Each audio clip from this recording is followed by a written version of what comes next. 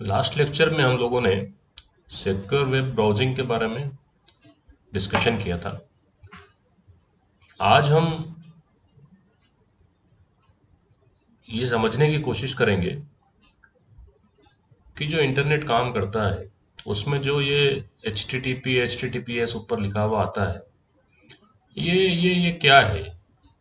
थोड़ा सा डिस्कशन हमने किया था जब हम इंटरनेट की वर्किंग में बता रहे थे दूसरे लेक्चर में।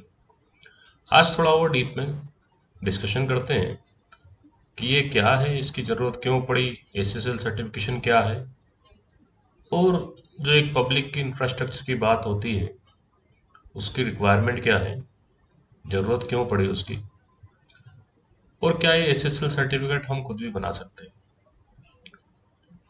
तो इसका एक डेमोस्ट्रेशन में हम देखेंगे कि कैसे SSL सर्टिफिकेशन खुद से बनाया जाए और उसकी क्या लिमिटेशंस होती है। तो सबसे पहले तो हम ये देखें कि ये जो HTTP है, जिसका full form hyper text transfer protocol होता है, जिस पे एक लंबे समय से काम चल रहा था हाइपर टेक्स्ट के ऊपर, और 1997 में इंटरनेट ने इसको अडॉप्ट किया as a request response model के थ्रू। तो हाइपर टेक्स्ट जो टर्मिनोलॉजी है, हाइपर टेक्स्ट क्या होता है, क्योंकि टेक्स्ट तो सभी दूर होता है, हर किताब में टेक्स्ट लिखा हुआ है। तो हाइपर टेक्स्ट क्या होता है फिर, तो उसका एक ये समझने के लिए हम देखें कि जो इलेक्ट्रॉनिक स्क्रीन पे हम लोग टेक्स्ट देखते हैं, जो पेजेस एक दूसरे से लिंक्ड होते हैं, वो पेजेस एक ही जगह पे आपके साथ एक ही कंप्यूटर पर है, ये भी आवश्यक नहीं है। आप इंटरनेट से एक दूसरे को एक पेज से दूसरे पेज पे जा सकते हैं, उनको कॉल कर सकते हैं। तो ये सब जो पेजेस हैं ये हाइपर लिंक्स से कनेक्टेड हो सकते हैं, और इसलिए इसको हाइपर टेक्स्ट बोलते हैं। तो शुरू में जब इंटरनेट शुरू हुआ, HTTP के पहले भी इसमें बहुत प्रॉब्लम्स थी, और HTTP ने बहुत सी प्रॉब्लम्स को सॉल्व किया और इस इंटरनेट को एक ज़्यादा अच्छे तरीके से काम करने का प्लेटफॉर्म दिया। और समय के साथ इसमें किस तरह से प्रॉब्लम आई, इसको आइडेंटिफाई करके इसका सॉल्यूशन बनाया गया, और ये कंटिन्यूस एक इवोल्यूशन का प्रोसेस है।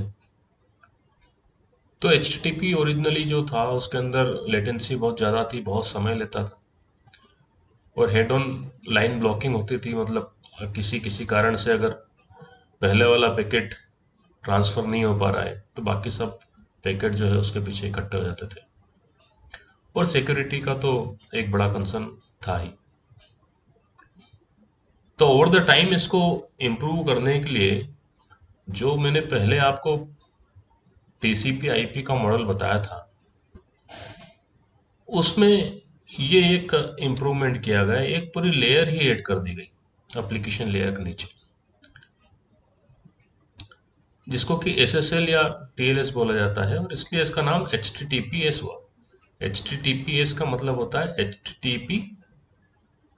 HTTP प्रोटोकॉल रहेगा एप्लीकेशन लेयर में, और SSL लेयर के थ्रू वो सेशन स्टेब्लिश होगा, सिक्योरिटी गारंटी होगी, और इसलिए HTTPS कर दिया गया।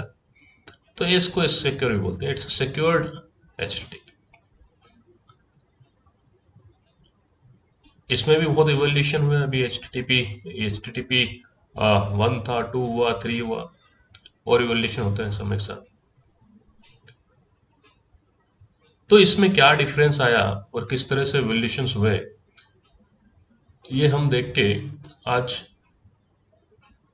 सबसे पहले हम डेमोस्ट्रेशन की अगर बात करें तो पहले हम इन दोनों को एक बार देखते हैं कि होता क्या है इसके अंदर।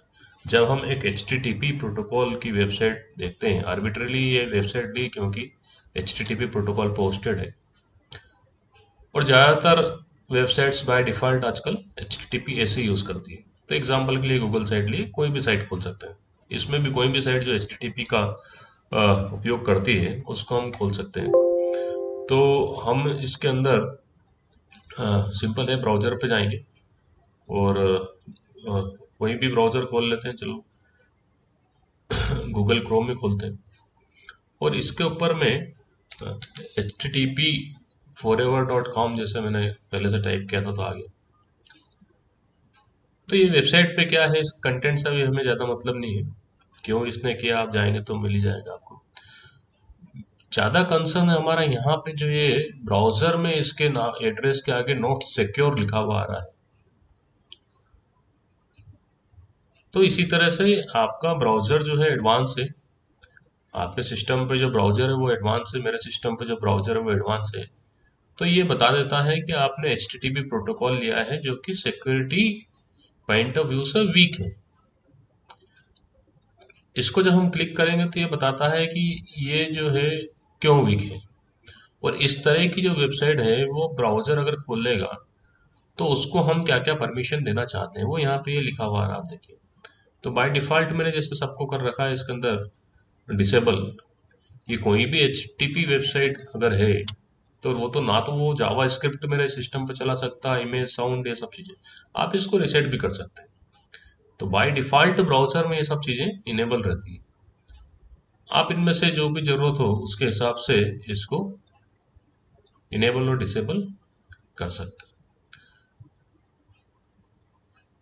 लेकिन फिर भी इसके अंदर ये गारंटी, ये देखेंगे आप ऊपर की वार्निंग इसके अंदर आ रही है कि आपका जो है you should not inter any sensitive information, कि ये है आप जो भी सेटिंग कर रहे हैं वो अपनी रिस्क पे कर रहे हैं। इसके अंदर कुछ भी हो सकता है, किसी भी तरह का डेटा आपके सिस्टम से जो आप भेज रहे हैं वो विदाउट एनी सिक्योरिटी है, तो कहीं पे भी इसके अंदर ब्रीचिंग हो सकती है। और इसकी जगह अगर मैं आज गूगल टाइप करता हूँ या इस तरह का कोई भी दूसरा URL टाइप करता हूँ तो आप देखिए कि इसके अंदर अब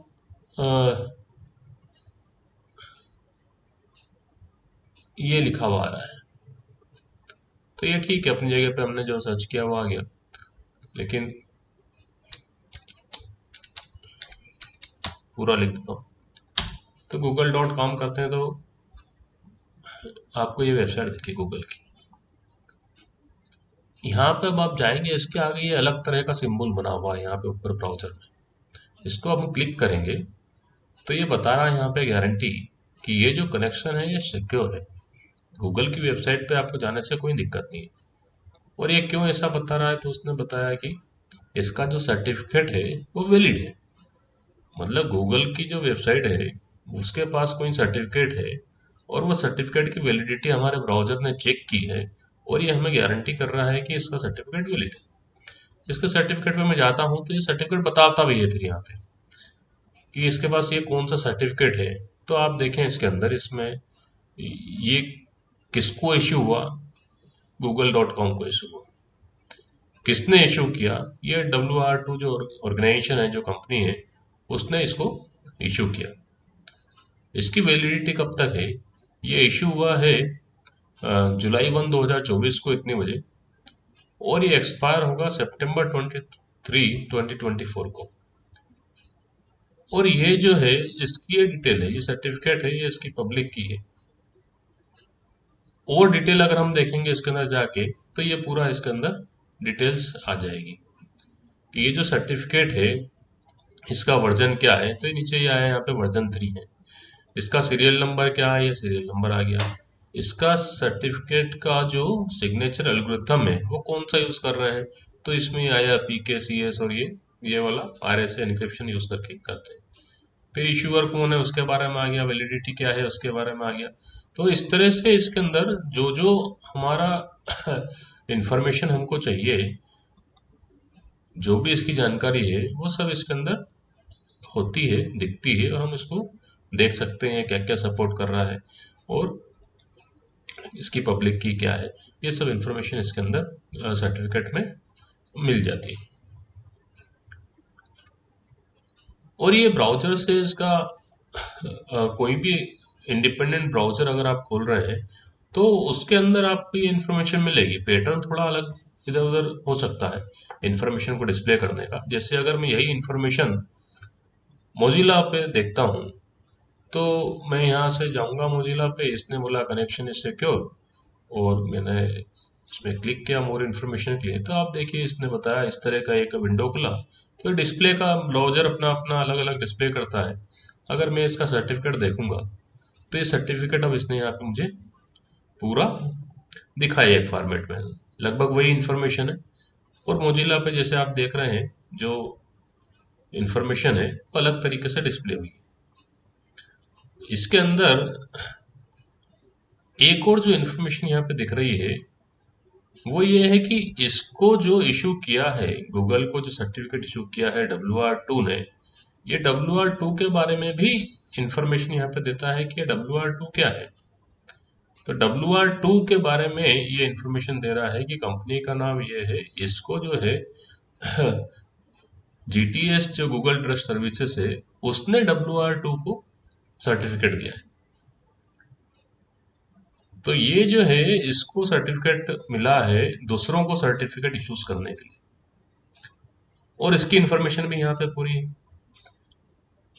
और इसका जो अंतिम है GTS रूट जिसको बोला जाता है, तो जो रूट रहता है उसको मोस्ट ऑथेंटिक मान लिया जाता है, उसके ऊपर कुछ नहीं, अल्टीमेटली रूट पे आके सब चीजें खत्म होती है इंटरनेट पे। तो ये रूट जो है वो मल्टीपल ओनर्स हैं उसके, वो अलग अलग हैं, हम बात करेंगे इसके बारे में आगे जाके, स्पेशली जब हम अगली क्लास में DNS के बारे में चर्चा करेंगे तो वो रूट को काफी ठीक से देखेंगे और क्या होता है।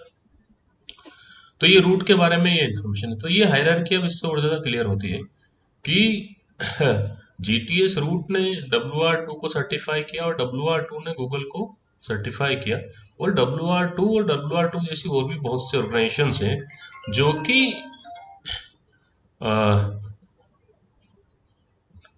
किसी को भी सर्टिफिकेट इशू कर सकती है। आप खुद अगर अपना सर्टिफिकेट लेना चाहें, गूगल सर्वर बना, एक सर्वर बना के अपना, तो आप भी इस तरह की कोई WR2 और इस तरह की कोई सी भी सर्टिफिकेट से कांटेक्ट कर सकते हैं। उनका अपना वेरिफिकेशन का प्रोसेस होता है और वो प्रोसेस करके आपको सर्टिफिकेट इशू कर देंगे।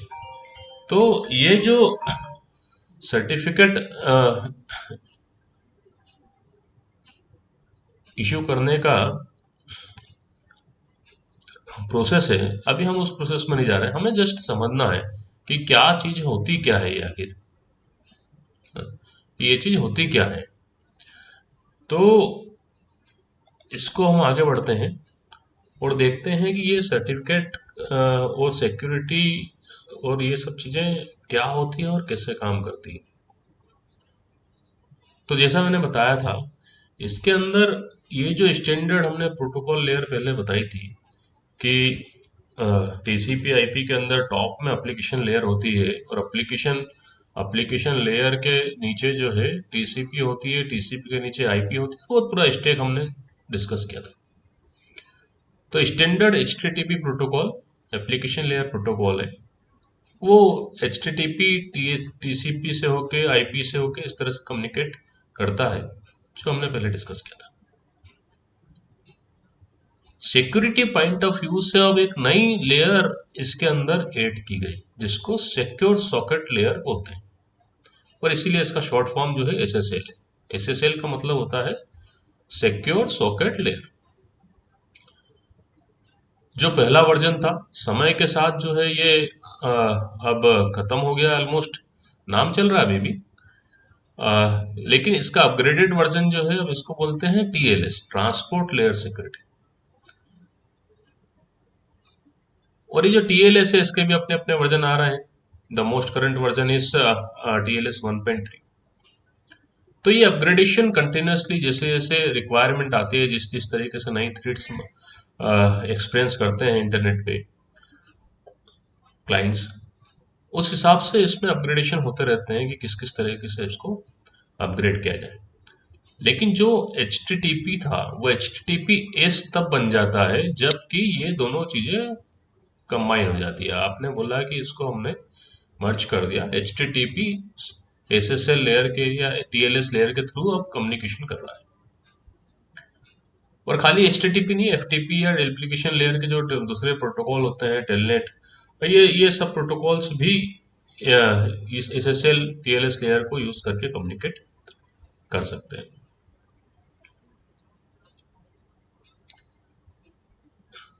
अब ये लेयर करती क्या है, हम ये देखें। तो इसमें मैं आपको 4 फंक्शन इसके अंदर बताया कि सिक्योरिटी के पॉइंट ऑफ व्यू से आपको एक तो ऑथेंटिकेशन की प्रॉब्लम आती है, मतलब आप जिससे कम्युनिकेट कर रहे हैं वो वो एक्चुअली में वही बंदा है या नहीं जिससे आप बात कर रहे हैं, वही सर्वर है या नहीं जिससे आप बात कर रहे हैं। तो कौन ऑथेंटिकेट करेगा, कैसे ऑथेंटिकेशन होगा, वो अपने आप में एक इश्यू होता है। जैसे जैसे हम लोग डे टू डे लाइफ में आधार कार्ड को यूज करते हैं या पासपोर्ट को यूज करते हैं, कि हम जाते हैं कहीं पे, हमें बोला गया कि भाई आप कौन है, हमने बताया हम ये हैं, तो बोलता है डॉक्यूमेंट बताओ, सर्टिफिकेट बताओ, तो हम आधार कार्ड बताते हैं। तो आधार कार्ड क्या है, गवर्नमेंट ऑफ इंडिया के एक सर्वर से, एक सर्विस से आपको एक डॉक्यूमेंट मिला, एक सर्टिफिकेट मिला, आपने बता, वो आपको ऑथेंटिकेट करता है, पासपोर्ट आपको ऑथेंटिकेट करता है जब आप विदेश में जाते हैं, तो वो मोस्ट ऑथेंटिक डॉक्यूमेंट है। आधार कार्ड वहां नहीं चलेगा। तो इस तरह से जो समझने वाली चीज है कि एक थर्ड पार्टी है जो ऑथेंटिकेट करती है, और वो थर्ड पार्टी का अपना एक रेपुटेशन है, अपना एक सिस्टम है जिससे कि लोग उस पर विश्वास करते हैं। तो इस पूरे सिक्योरिटी वाले सिस्टम के अंदर ये जो थर्ड पार्टी वाला कॉन्सेप्ट है वो बहुत इनोवेटिवली इंटीग्रेट किया गया है। आज हम उसी को समझने की कोशिश कर रहे हैं। तो ये जो SSL है ये ऑथेंटिकेशन करता है, ये SSL जो है ये इनक्रिप्ट करता है डेटा को, ये इंश्योर करता है कि आप ऑथेंटिक पर्सन से बात कर रहे हैं, ये इंश्योर करता है कि आपका डेटा इनक्रिप्टेड रहे, कोई और उसको डिक्रिप्ट न कर पाए। तो ये सब करने के लिए जो एक ब्रॉडर इंफ्रास्ट्रक्चर है उसको बोला जाता है PKI। नेटस्केप एक कंपनी है जिसने ओरिजिनली इसको पूरा प्रपोज करके डेवलप किया और ये स्टैंडर्ड्स बनाए, X.509 और PGP स्टैंडर्ड्स बने, फ्रेमवर्क बने। और इसके क्या बेनिफिट्स है हम देख रहे हैं। PKI इटसेल्फ क्या होता है, वो यहाँ पे हमने देखा कि ये पूरा ये कॉम्बिनेशन है, सॉफ्टवेयर है, इसमें इंक्रिप्शन टेक्नोलॉजीज है, सर्विसेज हैं, और बिजनेस ट्रांजेक्शन्स हैं। तो ये जो फ्रेमवर्क है, पूरा जो इंफ्रास्ट्रक्चर है, इसीलिए नाम इंफ्रास्ट्रक्चर उसको शामिल। और पब्लिक क्यों आया इसके अंदर और की क्यों आया, क्योंकि ये जो इंटायर फिलोसॉफी है, ये फिलोसॉफी पब्लिक की इंक्रिप्शन टेक्निक पे बेस्ड। तो यहाँ पे हमें ये भी समझना है कि ये पब्लिक की इंक्रिप्शन होता क्या है। हम बहुत डिटेल में नहीं जाएंगे, लेकिन आपके लिए थोड़ा सा एक बता रहा हूँ कि ये एक बताया कि हर क्लाइंट या सर्वर या कोई भी जो यूजर है उसके पास, अगर वो पब्लिक की इंक्रिप्शन टेक्निक यूज करता है, तो उसके पास ये दो तरह की होती है, एक प्राइवेट की होती है, एक पब्लिक की होती है। और इसकी विशेषता ये होती है कि जो भी डेटा आप भेज रहे हैं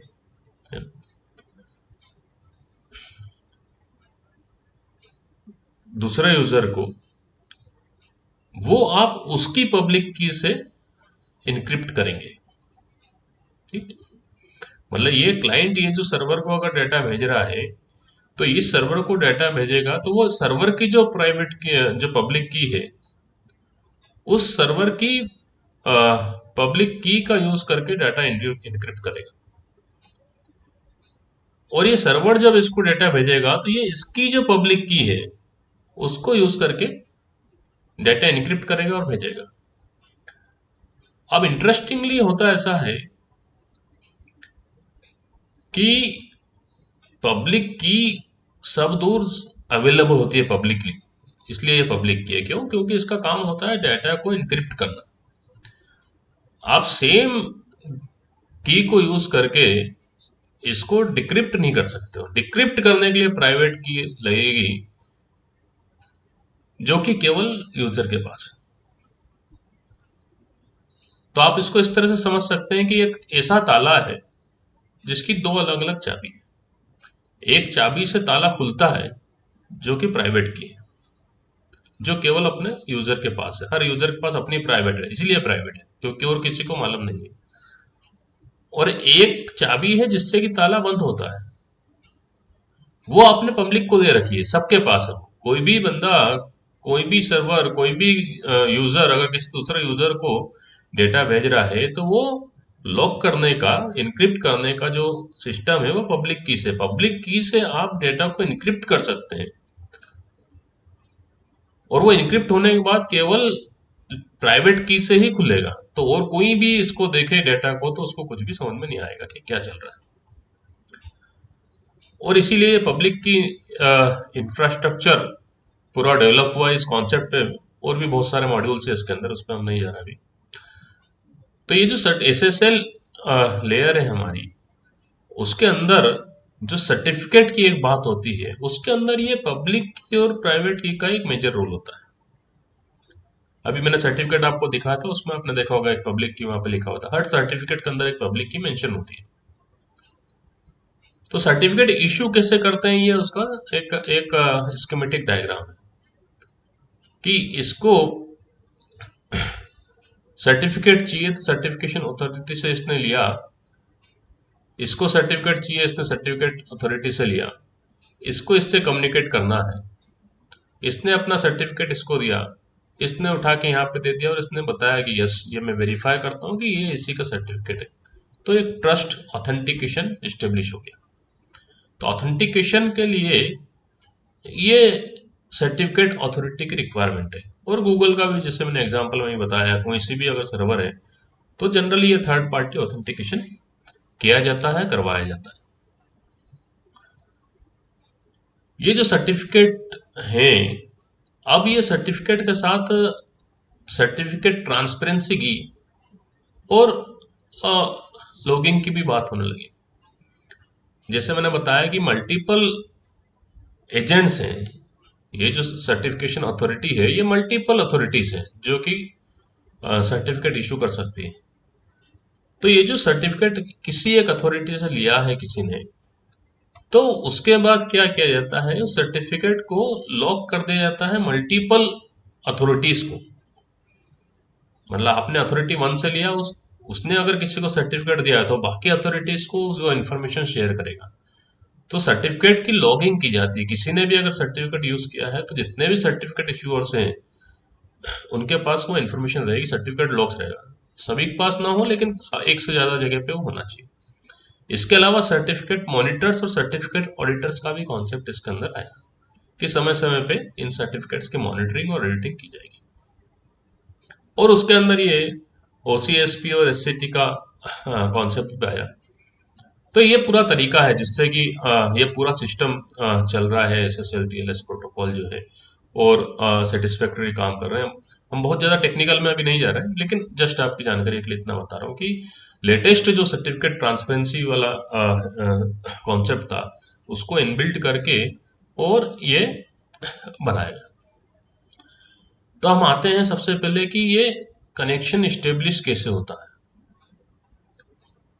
एसएसएल टीएलएस के अंदर जो सबसे पहले चीज होगी वो होगी हैंडशेकिंग। ये हैंडशेकिंग कैसे की जाती है, तो इस स्लाइड के अंदर ये रेफरेंसेस पूरे दे रखे हैं। स्टेप वाइज देखिए, 1 2 3 4 5 6, आप इसको फॉलो करते चलिए। सबसे पहले क्या होगा, ये क्लाइंट हेलो भेजेगा। हेलो का मतलब क्या होता है, इसने ये पूरी इंफॉर्मेशन दी सर्वर को। ठीक है, ये क्लाइंट के पास अपनी एक पब्लिक प्राइवेट की का पेयर है, इसके पास अपनी एक पब्लिक प्राइवेट की का पेयर है, जैसा कि मैंने आपको बताया था। सर्वर क्या करेगा, सर्वर इसको मैच करेगा और उसका सर्वर अपना हेलो मैसेज इसको देगा। सर्वर के हेलो मैसेज में क्या होगा, सर्वर के हेलो मैसेज में ये सब चीजें होगी। और ये दो चीजें आप नोटिस करें कि क्लाइंट एक रैंडम नंबर जनरेट कर रहा है, सर्वर एक अलग से रैंडम नंबर जनरेट कर रहा है। तो इस कम्युनिकेशन में अब दो रैंडम नंबर हो गए एज ऑफ नाउ। पहला जो क्लाइंट ने जनरेट करके इसको दिया, दूसरा जो सर्वर ने जनरेट करके इसको दिया। और क्योंकि ओपन कम्युनिकेशन चल रहा है, अभी तक तो सिक्योरिटी आई नहीं, तो ये अगर कोई इंट्रूडर है बीच में, अगर कोई इसको देख रहा है, मॉनिटर कर रहा है, तो उसको ये दोनों रीड कर सकता है वो कि ये क्लाइंट का नंबर क्या है, रैंडम नंबर क्या है, सर्वर का रैंडम नंबर क्या है, क्योंकि अभी तक सिक्योरिटी स्टेब्लिश नहीं हुई है। और जो ये बता रहा है कि भाई कितने तरह के साइबर सिक्योरिटी के प्रोटोकॉल्स क्लाइंट सपोर्ट कर सकता है, वो इसको पूरा बताता है इसके अंदर। और सर्वर उसमें से एक चूज कर लेता है कि किस कौन सा हम लोगों को यूज करना है। और जब ये करता है तो सर्वर अपना सर्टिफिकेट देगा। कौन सा सर्टिफिकेट देगा? जो कि उसने थर्ड पार्टी से लिया है, क्योंकि क्लाइंट को ये इंश्योर करना है कि वो अगर गूगल से कनेक्ट कर रहा है तो एक्चुअली में वो गूगल ही है, बीच में कहीं वो किसी ने उसने इधर उधर रूटिंग नहीं कर दी है ट्रैफिक की, और कोई फर्जी सर्वर बना के उसके ऊपर नहीं जा रहा है, जैसा हमने वो एक एग्जांपल बैंक ऑफ अमेरिका वाला देखा था पिछले 2-3 लेक्चर पहले। आप याद करेंगे तो आपको याद आएगा। तो सर्वर सर्टिफिकेट यहाँ पे देता है, और उसके बाद फिर ये यूजर सर्वर का सर्टिफिकेट वेरीफाई करके इंश्योर करता है, और अब इंक्रिप्शन का प्रोसेस स्टार्ट करते हैं। कैसे इंक्रिप्शन होता है? एक pre master secret client generate करेगा, और उसके अंदर वो इस सर्वर की जो पब्लिक की है उससे इनक्रिप्ट करके देगा। तो क्योंकि इसने इसकी पब्लिक की से इनक्रिप्ट किया है, तो अब ये डेटा और कोई देख नहीं सकता है। ये प्री मास्टर सीक्रेट जो है ये कोई और पढ़ नहीं सकता है। और इंटरेस्टिंगली ये जो प्री मास्टर सीक्रेट है, इसको ये भी एक रैंडम नंबर ही है, लेकिन ये जनरेट होता है जो क्लाइंट और सर्वर ने अपने अपने रैंडम नंबर जनरेट किए हैं। तो कोई अगर बीच में आपका ट्रैफिक ऑब्जर्व कर रहा है, उसके पास अगर ये दोनों ही इंफॉर्मेशन है, और उसके पास अगर ये फंक्शन भी है, तभी वो ये प्री मास्टर सीक्रेट आइडेंटिफाई कर सकता है। वो इस मैसेज से तो नहीं कर सकता, क्योंकि पब्लिक की से एन्क्रिप्ट कर दिया आपने इसको। और अगर वो उसको ये नहीं मालूम है किस तरह से जनरेट हुआ है, तो फिर तो आपका डाटा यहीं से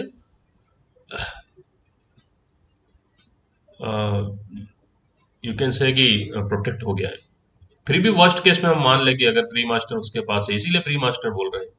ये प्री मास्टर जब इसके पास जाता है, तो ये प्री मास्टर को अपनी प्राइवेट की से डिकोड करेगा, और प्राइवेट की से डिकोड करने के बाद फिर ये मास्टर सीक्रेट जनरेट करेगा, जो कि अल्टीमेटली इस कम्युनिकेशन के अंदर यूज होगा। ये मास्टर सीक्रेट फिर इसने अपनी इसकी पब्लिक की से दिया, उसको भी कोई देख नहीं पाया। यहाँ पे ये दोनों रैंडम नंबर और प्री मास्टर को यूज करके इसने उसको डिकोड किया, और ये जो स्पेसिफिकेशन से इससे अब चलेगा। तो दिस इज, ये एक तरीका है, ये एक पूरा प्रोटोकॉल है 8 स्टेप के अंदर। SSL TLS प्रोटोकॉल जो है वो अपना ये कनेक्शन स्टेब्लिश करता है, और उसके बाद फिर जो भी आपका एप्लीकेशन डेटा ट्रांसफर करना चाहती है वो करेगी। तो इसको हम डेमो देखें। आपको एक टूल पहले भी मैंने बताया था, वायरशार्क टूल। इस वायरशार्क टूल पे हम ये पूरी चीज होते हुए वास्तव में देख सकते हैं। तो डेमो देखें थोड़ा सा, वायरशार्क टूल किस तरह से इस पूरी चीज को कैप्चर कर रहा है। तो उसके लिए हम पहले एक ब्राउजर खोल लेते हैं। ब्राउजर हमने खोला, और यहाँ से हम जो है, मान लो गूगल वाली साइट ही मैं खोल लेता हूँ, google.com। google.com खुल गया, ठीक है। और ये जो google.com खुला है, अब जो डेटा पैकेट ट्रांसफर हो रहे हैं उसके लिए मैं वायरशार्क टूल को खोल लेता हूँ। आपके सिस्टम पे भी होगा, मैंने पहले इंस्टॉल करवाया था आपसे। तो ये जब वायरशार्क टूल आप खोलेंगे, तो वायरशार्क क्या होता है आप याद करिए। इसके अंदर वायरशार्क जो है एक एक पैकेट स्निफिंग टूल है। ये पैकेट को पढ़ता है कुछ कुछ, और यहाँ पे डिस्प्ले करता है कि आपके कंप्यूटर से कौन कौन से पैकेट ट्रांसफर हो रहे हैं। तो क्योंकि मेरा कंप्यूटर इथरनेट से कनेक्टेड है, लेन से कनेक्टेड है, तो मैं इथरनेट पे इसमें सिलेक्ट करूंगा। वायरशार्क टूल मैंने चालू कर लिया, इथरनेट सिलेक्ट कर लिया, डाटा ट्रैफिक दिखने लगा यहाँ पे, जो भी मेरे सिस्टम से दूसरा जा रहा है वो सब यहाँ पे विजिबल मुझे हो रहा है। अब मैं एक ब्राउज़र ओपन करता हूँ और ब्राउज़र ओपन होकर के इसने ऑटोमेटिकली ये गूगल वाला पेज खोला है ना। एक बार फिर से google.com को खोल लेता हूँ। तो अब आप देखें, इसको मैं स्टॉप करता हूँ वायरशार्क को और देखता हूँ कि जब ब्राउज़र में गूगल का पेज खुला तो इसके अंदर कौन कौन से पैकेट किस तरह से एक्सचेंज हुए हैं। तो उसके लिए मैं देखता हूँ कि क्लाइंट हेलो जो है वो कहाँ गया सर, और सर्वर हेलो जो है वो कहाँ गया, जो कि मेरे गूगल से कम्युनिकेशन हुआ। तो इसके अंदर हम देखते हैं काफ़ी चीज़ें दिख रही है, तो मैं फ़िल्टर लगा लेता हूँ। फ़िल्टर मुझे लगाना है टीएलएस पे, तो टीएलएस का मैंने लगाया। टीएलएस पे मैंने लगाया तो ये देखिए यहाँ पे जो है ये क्लाइंट हेलो दिख रहा है। तो ये क्लाइंट हेलो को मैंने चूज़ किया, गूगल ऐप कर रहा है क्लाइंट हेलो। तो ये क्लाइंट हेलो मैसेज जो मैं बताया था, यहाँ पे आपको वापस से एक बार देख लीजिए कि ये जो स्लाइड के अंदर हमने देखा था, ये क्लाइंट हेलो सबसे पहला मैसेज होता है। इसके अंदर टीएलएस का वर्जन और क्लाइंट रैंडम नंबर और ये सब इंफॉर्मेशन क्लाइंट से सर्वर को जाती है। तो यहाँ पे हमारा ये क्लाइंट हेलो मैसेज जो है वो हमारे वायरशार्क टूल ने कैप्चर किया और इसकी डिटेल जो है अब यहाँ पे नीचे आ रही है। तो ये नीचे वाली विंडो में अब आप देखिए फ्रेम नंबर इसने बताया, ये हम पहले इंफॉर्मेशन सब एक्सप्लेन कर चुके हैं कि क्या क्या इंफॉर्मेशन दिखती है। अभी हम इस प्रोटोकॉल को देखना चाह रहे हैं कि ये जो ट्रांसपोर्ट लेयर सिक्योरिटी है इसके अंदर क्या हुआ है। तो ये इसके अंदर अपना जो है रिकॉर्ड लेयर पे हैंडशेक प्रोटोकॉल रन हुआ है। इस हैंडशेक प्रोटोकॉल के अंदर क्या हुआ है, इसके अंदर जब हम इसको जाएंगे क्लिक करेंगे तो ये बताएगा कि ये एक क्लाइंट हेलो मैसेज था। ये क्लाइंट हेलो मैसेज जो है इसकी लेंथ इतनी है।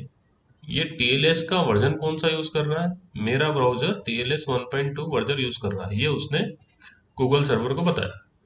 रैंडम नंबर जो मेरे ब्राउजर ने जनरेट किया वो उसने उसको दिया। सेशन आईडी एक बताया 32 लेंथ का, और सेशन आईडी एक क्रिएट किया, ये 5v42 वाला जो है ये सेशन आईडी क्रिएट किया। कंप्रेशन मेथड बताया, इसने सब बताया। और मैं जो आपको इसमें दिखाना चाहता हूँ कि कौन कौन से सिक्योरिटी के ये प्रोटोकॉल्स फॉलो कर सकता है, वो लिस्ट इसने यहाँ पे इसको दी है कि मैं कौन कौन से सिक्योरिटी के प्रोटोकॉल फॉलो कर सकता हूँ। तो वो जो लिस्ट इसने दी है ये साइबर सूट, तो ये साइबर सूट को जब मैं क्लिक करूंगा यहाँ पे तो इसने बताया 16 अलग अलग 16 तरह के साइबर सूट जो है ये मेरा ब्राउजर यूज कर सकता है। तो इसने पूरा ये बताया सर्वर को कि इसमें से आप जो भी चूज करेंगे वो मैं अडॉप्ट कर लूंगा। तो ये इन्फॉर्मेशन पूरी हेलो क्लाइंट के अंदर इसमें गई और ये हमको यहाँ पे ये सब इन्फॉर्मेशन इस तरह से दिखी। और इसको जब मैं फॉलो करूं और इसको देखूं कि इसमें क्या गया, तो आप देखिए कि ये जो है ये पूरा मुझे डेटा कुछ भी इसमें दिख नहीं रहा है, केवल जो ये इनिशियल चीजें हैं इसके अलावा ये कुछ और डेटा दिख नहीं रहा है। अब मैं इसमें आता हूं कि जब क्लाइंट ने मेरा हेलो भेजा तो ये सर्वर से भी एक हेलो मुझे रिसीव हुआ। तो ये जो सर्वर से हेलो रिसीव हुआ है इसको अब हम देखते हैं। तो सर्वर से हेलो के लिए वापस हम यहाँ पे आया, इसको सिलेक्ट किया सर्वर हेलो को, और सर्वर हेलो के अंदर वापस हमने देखा कि यहाँ पे क्या क्या है। तो ये नीचे आया कि ये सर्वर हेलो हैंडशेक प्रोटोकॉल है, और इस सर्वर हेलो ने अपना ये बताया कि भाई टीएलएस 1.2 ठीक है हम फॉलो करेंगे, ये भी फॉलो करेगा। रेंडम नंबर इसने अपना बताया, और ये वाला देखिए सेशन आईडी इसने वही सेशन आईडी रखने की अनुमति दे दी। ये 5e42 वाला जो है सेम सेम सेशन आईडी जो क्लाइंट ने रिक्वेस्ट किया था वो इसने एक्सेप्ट कर लिया। उसके बाद फिर इसने साइबर सूट का सिलेक्ट कर लिया कि ये जो साइबर सूट उसने 16 साइबर सूट अलग अलग बताए थे उसमें से ये वाला जो साइबर सूट है टीएलएस है एईएस है 120, इसको इस सेशन के लिए फॉलो करेंगे। और इस तरह से पूरी इंफॉर्मेशन जो है उसने अपनी सर्वर हेलो के अंदर दी। और इस तरह से बाकी जो स्टेप्स हुई है इसके अंदर वो सब स्टेप्स भी हम इसी तरह से वायर शार्क में देख सकते हैं। अब हम एक उस साइट पे जाते हैं जहाँ पे ये SSL नहीं है, तो सपोज मैं इस पे गया HTTP फॉरएवर पे, ठीक है। इसको मैं पहले ऑन कर लेता हूँ वायरशार्क को, ताकि ये डेटा कैप्चर कर पाए।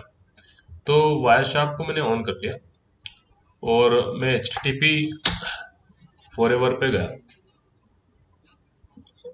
इसको स्टॉप करता हूँ। वापस से हम देखते हैं कि जब HTTP फॉरएवर से ये कम्युनिकेट कर रहा है, HTTP प्रोटोकॉल का फिल्टर लगाता हूँ यहाँ पे, तो आप देखिए कि HTTP फॉरएवर पे गया और इसका ये यहाँ पे प्रोटोकॉल अलग है, तो यहाँ पे हेलो क्लाइंट वगैरह नहीं आएगा, वो तो SSL का स्टैंडर्ड है, TLS का स्टैंडर्ड है।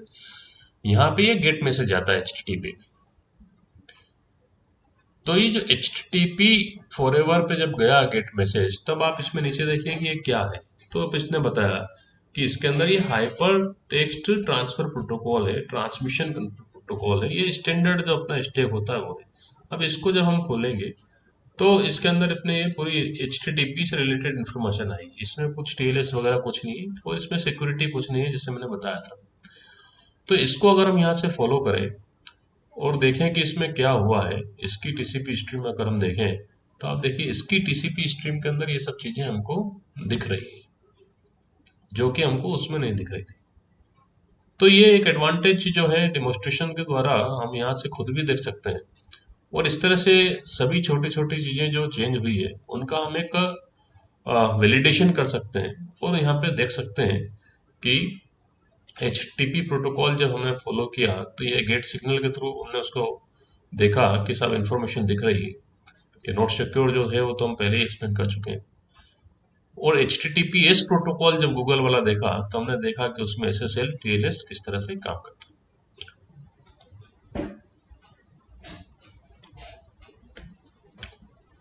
तो इस तरह से वायरशार्क में हमने देखा ये पूरा हैंडशेक प्रोटोकॉल किस तरह से काम करता है। जब कोई भी क्लाइंट किसी भी सर्वर पे HTTPS प्रोटोकॉल यूज करके कनेक्शन एस्टेब्लिश करता है। आगे बढ़ते हुए यह देखते हैं कि अगर किसी भी कारण से कोई थर्ड पार्टी से अगर सर्टिफिकेट नहीं लेना चाह रहा है, फाइनेंशियल इश्यू हो या कोई भी और कारण हो सकता है, तो इस परिस्थिति में क्या वो SSL प्रोटोकॉल का उपयोग कर सकता है अपने सर्वर के लिए? और इसका आंसर भी हाँ है। इसको हम सेल्फ जनरेशन करके भी उपयोग कर सकते हैं। आप अगर खुद अपना एक सर्वर बना रहे हैं, कोई एप्लीकेशन उसके ऊपर आप इंस्टॉल कर रहे हैं, उस सर्वर के लिए आप एक SSL सर्टिफिकेट जनरेट कर सकते हैं। तो एक इसके लिए हम जेम सर्वर इंस्टॉलेशन अपने सिस्टम पे कर लें। विंडोज़ के लिए इस लिंक पे आप जाएंगे तो आपको मिलेगा, आप इसको इंस्टॉल कर लीजिए। ओपन SSL इस लिंक पे आपको मिलेगा, यहाँ जाके आप इसको अपने सिस्टम पे इंस्टॉल कर लीजिए।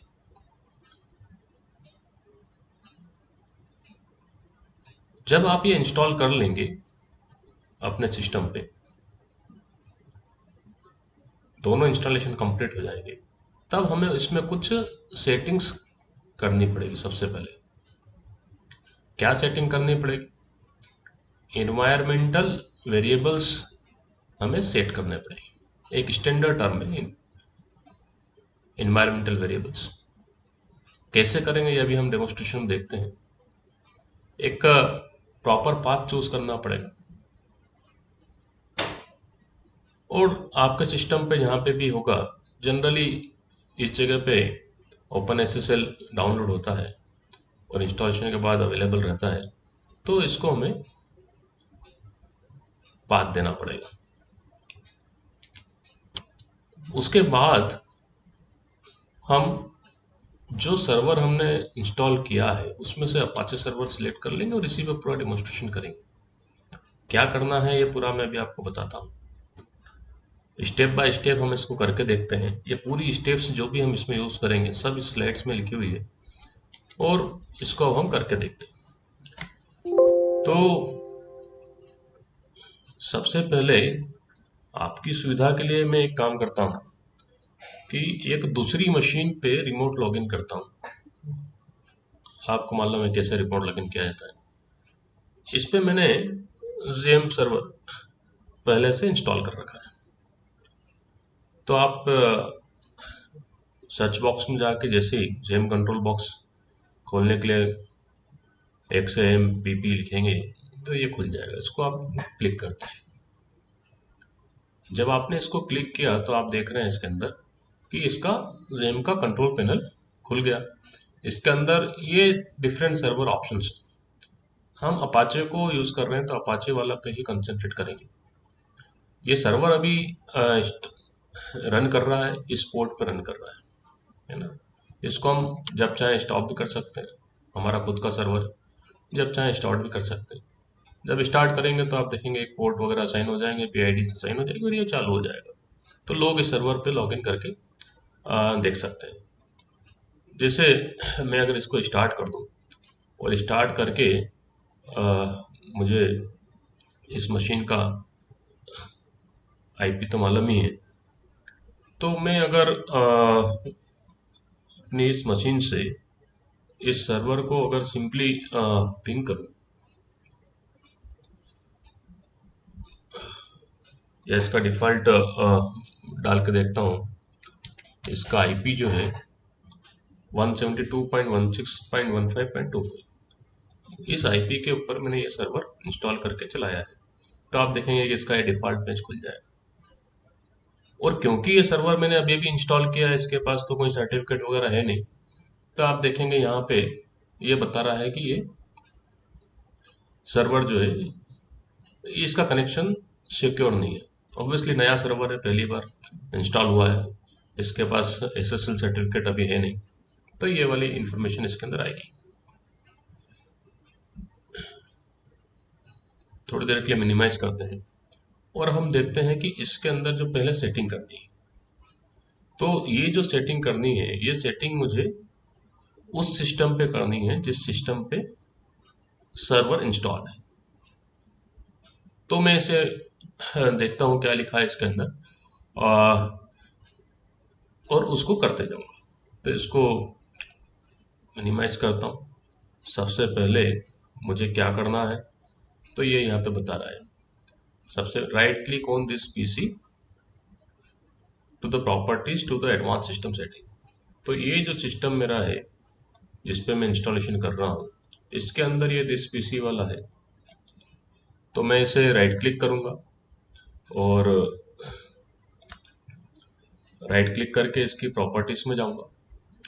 प्रॉपर्टीज में जाके ये एडवांस्ड सिस्टम सेटिंग वाला क्लिक करूंगा और इसके अंदर आप देखिए लास्ट में ये नीचे आ रहा है एनवायरमेंटल वेरिएबल। तो ये एनवायरमेंट वेरिएबल को मैं क्लिक करता हूँ। जब मैंने इसमें क्लिक किया तो ये क्या क्या चीज़ें इसके अंदर हम एडिट कर सकते हैं वो इसके अंदर आया।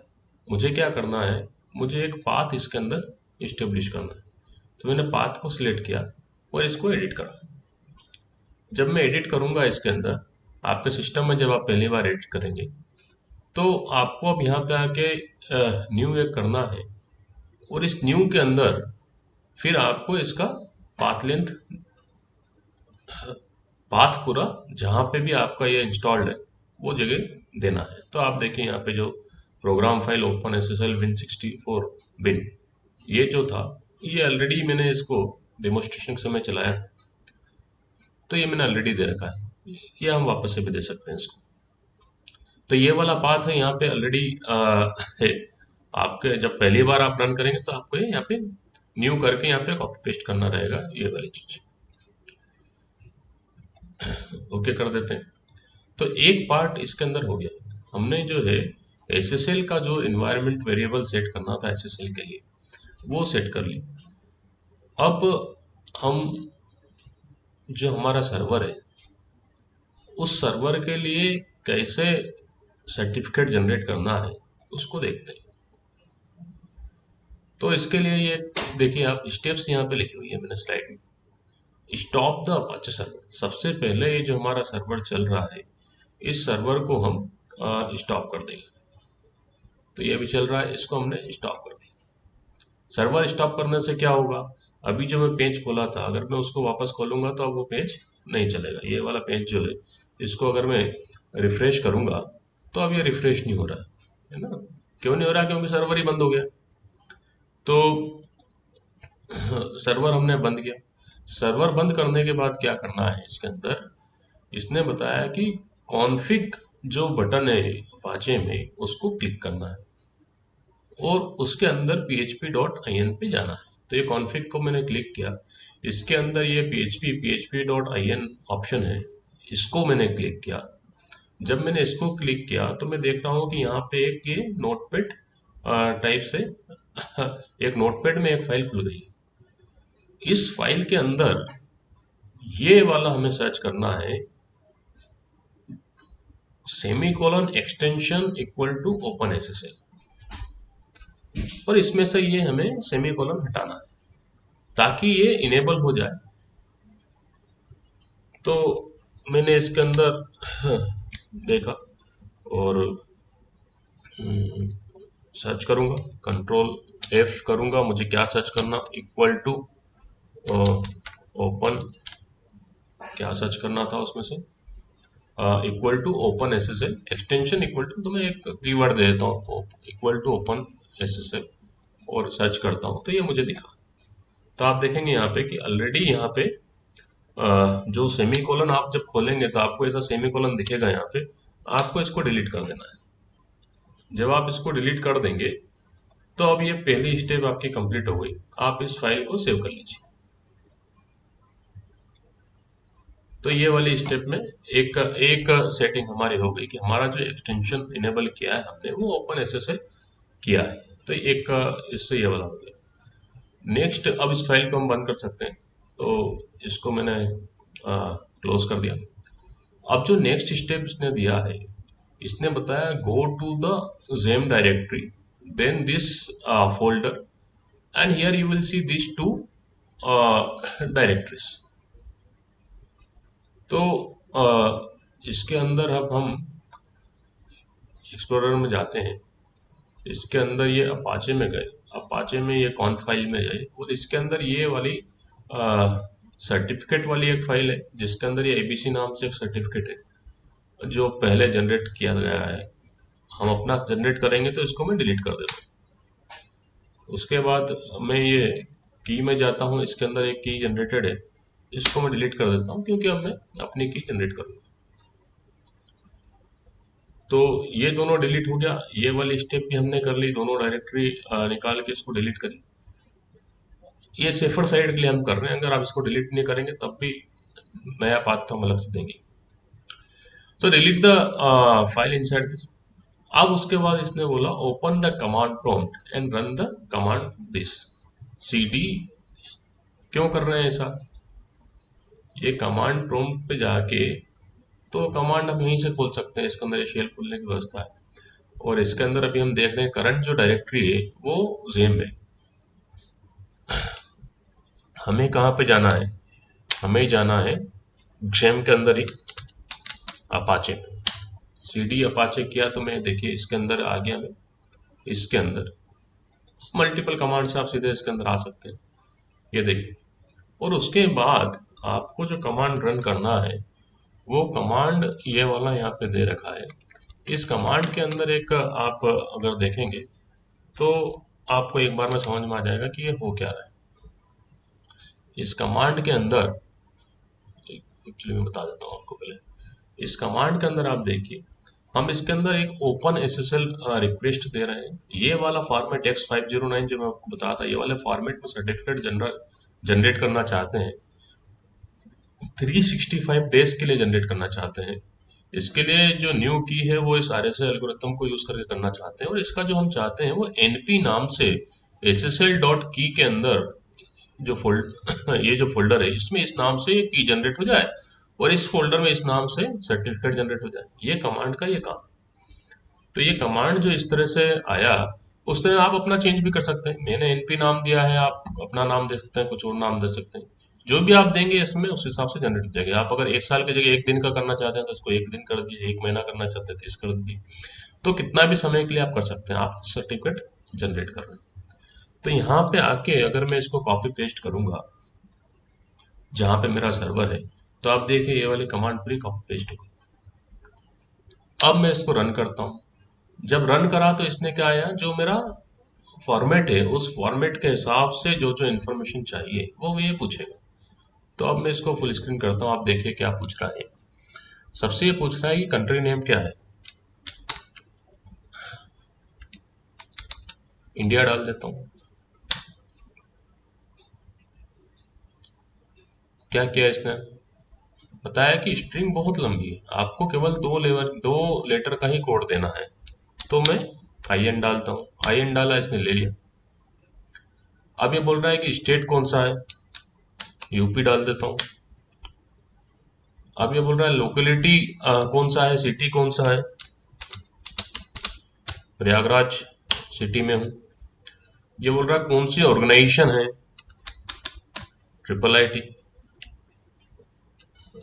डाल देता हूँ। ऑर्गेनाइजेशन का यूनिट नेम क्या है, CC1 बिल्डिंग में है मेरा ऑफिस, CC1 डाल देता हूँ। और कॉमन नेम क्या है, आप क्या नाम रखना चाहते हैं इसका ओवरऑल। तो मैं इसके अंदर कुछ एक डाल देता हूँ, सपोज NP ही डाल। इतनी जब जानकारी मैंने ली इससे, इसने मुझसे ली। अब ये ईमेल एड्रेस पूछा, इसमें कुछ भी एक ईमेल एड्रेस में अपना डाल देता हूँ, अपना ईमेल एड्रेस डाल दिया। तो ये कमांड रन करके अब इसने सर्टिफिकेट और फाइल जो की है, इस इंफॉर्मेशन को यूज करके इसने एक सर्टिफिकेट बना दिया है, जो कहाँ मिलेगा मुझे, ये ssl.key फाइल के फोल्डर के अंदर। ये जो कॉन्फ वाला था ना, जेम अपाचे कॉन्फ ssl.key के अंदर ये की बनी है। जेम अपाचे कॉन्फ ssl.crt के अंदर ये सर्टिफिकेट बना है। ये दोनों चीजें अब इसके अंदर बन गई, इसने अपना सर्टिफिकेट बना दिया। अब ये जब सर्टिफिकेट बन गया है, ये कमांड चलाने के बाद, तो मुझे क्या करना है, अब नेक्स्ट स्टेप के अंदर अब इस सर्टिफिकेट को मुझे इंस्टॉल करना है अपनी मशीन पे, ताकि जो मेरा सर्वर है उस सर्वर के ऊपर ये इम्पोज हो जाए और इसको इंटीग्रेट हो जाए उसके साथ। तो उसके लिए मुझे क्या करना पड़ेगा, मुझे यहाँ पे जाके ये सर्टिफिकेट फाइल को खोलना पड़ेगा और इसको इंस्टॉल करना पड़ेगा। तो यहाँ पे मैं आया और सर्टिफिकेट के लिए मैंने इसके अंदर एक्सप्लोरर पे गया, अपाचे पे गया, कॉन्फ़िग में गया और ssl.crt पे गया, और ये np सर्टिफिकेट देखो बन गया। इसको मैंने राइट क्लिक किया। राइट क्लिक करने से आया इसमें install certificate option, install certificate कर दिया। इसने बताया कि केवल करंट यूजर एनपी के लिए करना है या पूरी मशीन के लिए कर ले, हर यूजर पे लेगा। मैं लोकल मशीन इसमें सिलेक्ट कर लेता हूँ ताकि हर यूजर के लिए इम्प्लीमेंट हो जाए। तो नेक्स्ट करते हैं। इसमें ऑप्शन पूछा उसने कि automatically select the certificate store based on the type of certificate, करना है या हम अलग से करें। डिफॉल्ट वैल्यू ले लेते हैं, नेक्स्ट कर लेते हैं। सर्टिफिकेट वाला कर लिया, इसको हमने फिनिश कर दिया। इसने बताया तो इंपोर्ट वाज सक्सेसफुल। तो अभी हमारा इंपोर्ट जो होना था इस सर्टिफिकेट का सर्वर के लिए, वो कंप्लीट हो गया। ठीक है, तो ये स्टेप भी हो गई, सर्टिफिकेट इज इंस्टॉल्ड। अब इसको क्या करना है, हमें हमें इसको एक पाथ भी देना है। तो ये नेक्स्ट स्टेप जो हमने इसमें लिखी है, हमको चेम कंट्रोल पैनल पे जाना है। जो कंट्रोल कॉन्फ़िग बटन है उसको सिलेक्ट करके ये इस जगह पे इसको क्लिक करना है। तो हम कंट्रोल पैनल में गए, कंट्रोल पैनल में ये वाला काम हो गया, इसको बंद कर देते हैं। कंट्रोल पैनल के अंदर कॉन्फ़िग में गए, जैसा उसने बताया। कॉन्फ़िग में ये इसने बताया ये वाला जो ऑप्शन है HTTPD SSL, इसको मुझे क्लिक करना। इसने एक नोटपैड में फाइल खोल दी। इस नोटपैड वाली फाइल के अंदर मुझे क्या सर्च करना है, SSL सर्टिफिकेट की फाइल कहाँ पे है, SSL सर्टिफिकेट फाइल कहाँ पे है। तो ये दोनों फाइल जो है मैं इसमें सर्च कर लूंगा। तो कहाँ पे है मुझे दिख रहा है, ssl.crt के अंदर है। तो मैं इसको एक्सप्लोर कर लेता हूँ कि ये वाली जो फाइल है ssl.certificate वाली, वो किस जगह पे है और फिलहाल में उसकी क्या लोकेशन उसमें दे रखा है। सर्टिफिकेट की जो डिफॉल्ट लोकेशन इसके अंदर दे रखी है वो मुझे सर्च करना है और वो सर्च करके मुझे इसके अंदर अपना इंक्लूड करना है। तो अभी आप देखिए, ये एसएसएल सर्टिफिकेट फाइल जो है, जो कि इनेबल है, इसके आगे हैश नहीं लगा हुआ है, तो ये इनेबल है। और ये करंटली जो फाइल यूज कर रहा है वो abc.crt कर रहा है। मैंने अपनी कौन सी फाइल बनाई है अभी यहाँ पे, मैंने यहाँ पे np बनाई। तो np.crt ये यूज करें एज ए सर्टिफिकेट फाइल। और वैसे की के अंदर आप देखिए जो इनेबल है, जो जिसके आगे हैश नहीं है वो इनेबल लाइन है, वही वाली लाइन एग्जीक्यूट होना है। तो इसके अंदर भी एबीसी है। मैंने अपना नया की बना लिया है, नया की एनपी नाम से बनाया है, तो मैंने इसके अंदर एनपी स्टोर कर दिया। और इस फाइल को अब मैं सेव कर लेता हूँ। सेव कर लिया। तो इससे क्या हुआ, मैंने अपना सर्टिफिकेट बनाया। सर्टिफिकेट बना के जिस जगह पे सर्टिफिकेट इंस्टॉल्ड है, जिस जगह पे मेरी की इंस्टॉल्ड है, वो जगह का मैंने इसके अंदर पाथ दे दिया। तो इस पाथ को लेके अब ये सर्वर जो है अपना काम करेगा और इस सर्टिफिकेट को भी डिस्प्ले कर सकता है। तो सर्टिफिकेट बनाने का जो काम है, वो सर्टिफिकेट बनाने का काम अब कंप्लीट हो गया। सर्टिफिकेट बनाने के बाद अब हम इसके अंदर इस सर्वर को, क्योंकि अब तो बन गया सर्टिफिकेट, इस सर्वर को सबसे पहले स्टार्ट करते थे। ठीक। तो इस सर्वर को मैंने स्टार्ट किया तो आप देखिए स्टार्ट हो गया। इसमें 8443 पोर्ट यूज कर रहा है मेरी मशीन के, ये पीआईडी से इसके अंदर। और इस मशीन का जो आईपी है, इस मशीन का आईपी ये है 172.16.15.243। तो इसको अब मैं अपने दूसरी मशीन से इसको मैं सर्च करता हूँ। तो ब्राउजर के अंदर इस मशीन का मैंने आईपी डाला। अब आप देखिए जब आईपी डाला इसके अंदर, तो अब ये मुझे जो पहले डिस्प्ले कर रहा था, ये वैसा ही अभी भी डिस्प्ले कर रहा है। यहाँ पे नोट सिक्योर बता रहा है, मैं इसको क्लिक कर रहा हूँ तो इसके अंदर ये बता रहा है कि कनेक्शन आपका नहीं है, सर्टिफिकेट आपका नहीं है। क्यों बता रहा है? क्योंकि इसके अंदर बाय डिफॉल्ट जो है वो HTTP प्रोटोकॉल लगा है। अब मैं इसके अंदर HTTPS से जब इसी चीज को सर्व असेस करता हूं, तो आप देखिए क्या होता है। जैसे ही मैंने HTTPS लगाया है इसके अंदर, तो ये HTTPS अब ऑपरेट कर सकता है, क्योंकि सभी कॉन्फ़िगरेशन में अपने सर्वर का कर चुका हूं। लेकिन फिर भी ये यहाँ पे नोट सिक्योर बता रहा है। क्यों बता रहा है नोट सिक्योर? क्योंकि मेरा ब्राउजर जितने भी वैलिड सर्टिफिकेट एजेंट्स को जानता है, उनमें से किसी ने भी ये सर्टिफिकेट जारी नहीं किया है, तो ये इसके लिए अभी भी अनसिक्योर ही है। तो इसलिए इसने यहाँ पे नोट सिक्योर बताया। और इसलिए यहाँ पे उसने आपको वार्निंग दी कि यहाँ पे जब आप जा रहे हैं, बाकी ये कनेक्शन जो है ठीक नहीं है। क्योंकि मैं जानता हूं तो मैं इसके अंदर एडवांस में चला जाऊंगा। फिर इसने बताया वापस से हमें एक वार्निंग दी कि सर्वर जो है इसने अभी प्रूव नहीं किया है अपने आप को, सिक्योरिटी सर्टिफिकेट प्रूव नहीं है, आई एम नॉट रिस्पॉन्सिबल। क्या करना है मैं बताऊंगा इसके अंदर कि भाई प्रोसीड करो, इसको अनसेफ है तो ही प्रोसीड करो। देखिए तुरंत ही ये खुल गया। मैंने इससे परमिशन जैसे ही दी ये खुल गया। अब मैं देखूंगा कि इसके अंदर सिक्योरिटी सर्टिफिकेट है क्या। तो इसने अब ये बताया यहाँ पे कि कनेक्शन अभी भी वही सब चीजें बता रहा है, क्योंकि ब्राउजर के लिए तो अभी भी अनरिकॉग्नाइज्ड ही है। इसने बताया सर्टिफिकेट इज नॉट वैलिड, मतलब सर्टिफिकेट है लेकिन वो किसी ऑथराइज्ड एजेंट ने इशू नहीं किया है, वो इसको वैलिडेट नहीं कर पा रहा है, लेकिन सर्टिफिकेट है इसके पास। तो मैं इसको क्लिक करता हूँ, देखता हूँ। देखिए अभी जो सर्टिफिकेट हमने बनाया था वैसा का वैसा सर्टिफिकेट यहाँ पे डिस्प्ले हो गया है।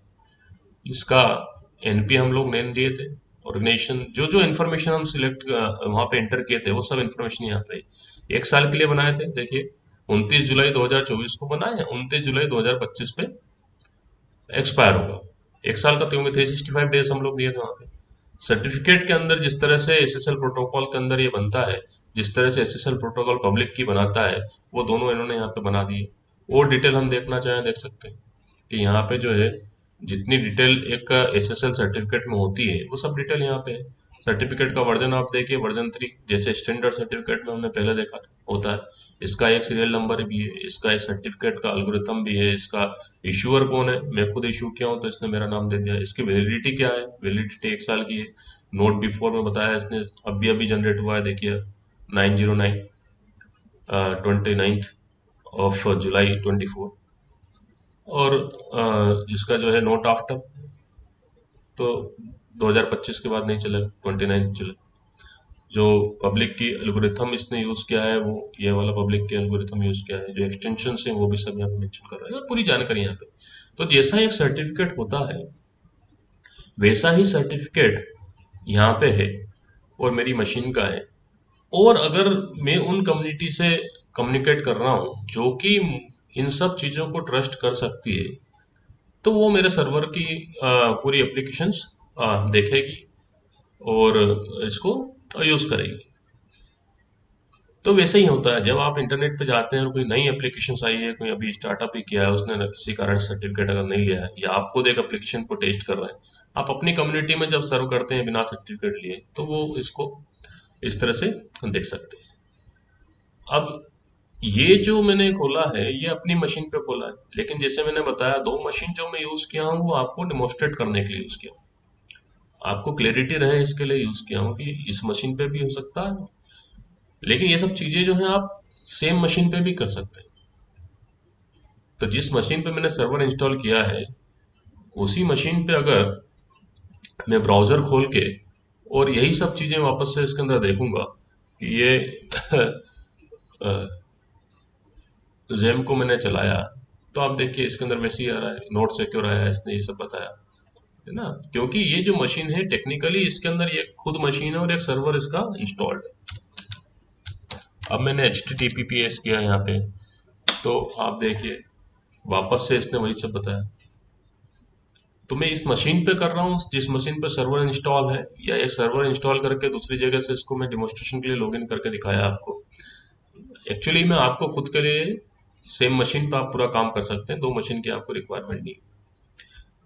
तो इसमें वैसे ही जैसा अभी हमने कहा था, एडवांस करेंगे, प्रोसीड करेंगे और ये वहां पे आ जाएगा। तो ये बाय डिफॉल्ट है। इस सर्वर के ऊपर अगर आप कोई सी दूसरी एप्लीकेशन भी अगर रन कर देते हैं, बना देते हैं और वहां पे इंस्टॉल कर देते हैं, और जैसे मैंने यहाँ पे एक एग्जांपल के लिए बताया आपको, ये एक छोटा सा HTML का मैंने लिख रखा है इस सर्वर पे, ये भी पेज अवेलेबल है इस सर्वर पे। जब इस पेज पे मैं गया तो इसने ही बताया नोट सिक्योर है, मैं गया फिर इसने बताया सर्टिफिकेट।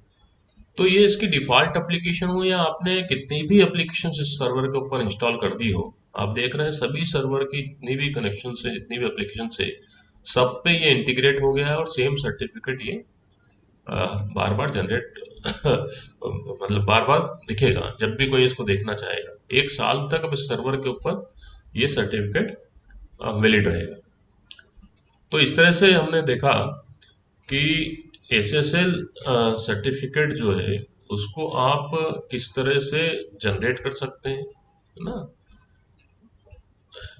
ये सिंपल, ये दो चीज आपको डाउनलोड करना है यहाँ पे, और ये कमांड को फॉलो करना है, सिंपल पाथ इसमें सेटिंग करते जाना है। एक सिंपल कमांड से, अगर आपने ओपन SSL डाउनलोड कर रखा है तो एक सिंपल कमांड से ये आपका की भी बन जाता है। आप जो चाहे नाम रख सकते हैं, आप चाहे तो ये फोल्डर भी चेंज कर सकते हैं। केवल इतना है जहाँ पे भी आप रख रहे हैं वो वाले का पाथ आपको सही से डिफाइन करके इसके अंदर देना है।